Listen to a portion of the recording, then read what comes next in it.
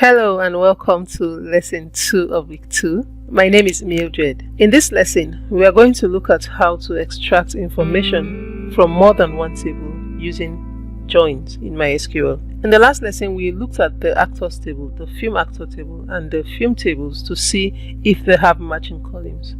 For us to be able to get information from multiple tables, these tables have to have a matching condition or a matching column that we call the predicate. Let's start by taking a deeper look at this table. So we use the Sakila database, and then I want to select all from actor. We can see the actor table has an actor ID column. This is a column that we want to look for in other tables. Let's say we have a table that returns an actor ID for a film, and we want to know the name of this actor that holds the ID. We don't want to go across tables. We want to generate a table that gives us all the information at once. So we have the actor ID in the actor table. Let's look at the film table.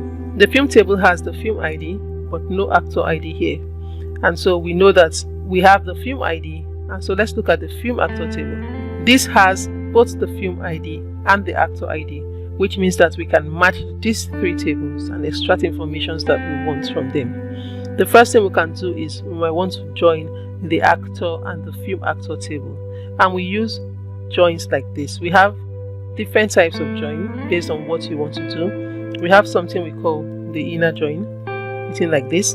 An inner join is just a statement we use to select records with matching values on both tables that specify. We use the left join if we have multiple tables and we want to return all the records from the left table that has a matching record in the right table. We also use the right join statement when we want to return all the records from the right table that has matching columns in the left table, and then we use the cross join to return all tables. So left join is written left join like this, right join is written right join like this, and cross join is written cross join like this. Alright, so let's look at how to join the actor and the film actor table to extract important information. We can say select all from film actor, and then we use the clause inner join actor on. So the matching column now is actor ID on. So we are going to do film actor dot actor ID is equal to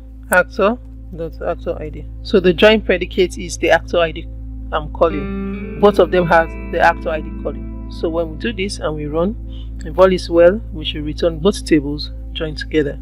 So we have the actor ID appearing twice. Here you can filter what you want to select. So we do something like select A dot film ID, A dot actor ID, B dot first name, B dot last name, and this last is underscore name. From film actor A, where we use A as the alias for the film actor. And when we say A dot film ID, A dot actor ID, we're referring to the film actor table as A. And so we put the alias here. From film actor A, inner join actor is going to be B on film actor. So now we're going to put it on A dot actor ID is equal to B dot actor ID, since we are using aliases. And so now when we run this, we should get each return. We have the film ID, actor ID, first name and last name. We have this settled. But what if we want to see the title of the film?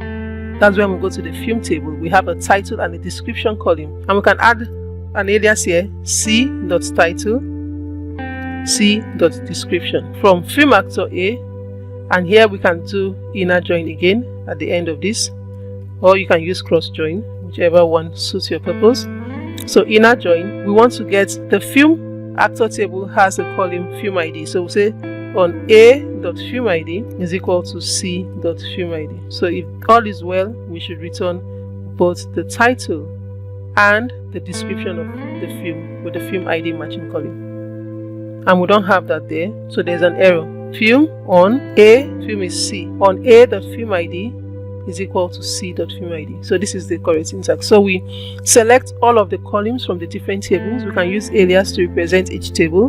When we name the table, we have to put the alias in front of it so that MySQL will know that when we say A, we refer to film actor. When we say B, we refer to actor. When we say C, we refer to film. So when we do that, we inner join actor B on A dot actor ID equal to B dot actor ID, and then we inner join again film C on a.filmid equal to c.filmid. And when we run this, we should return all of the columns we want from the three tables.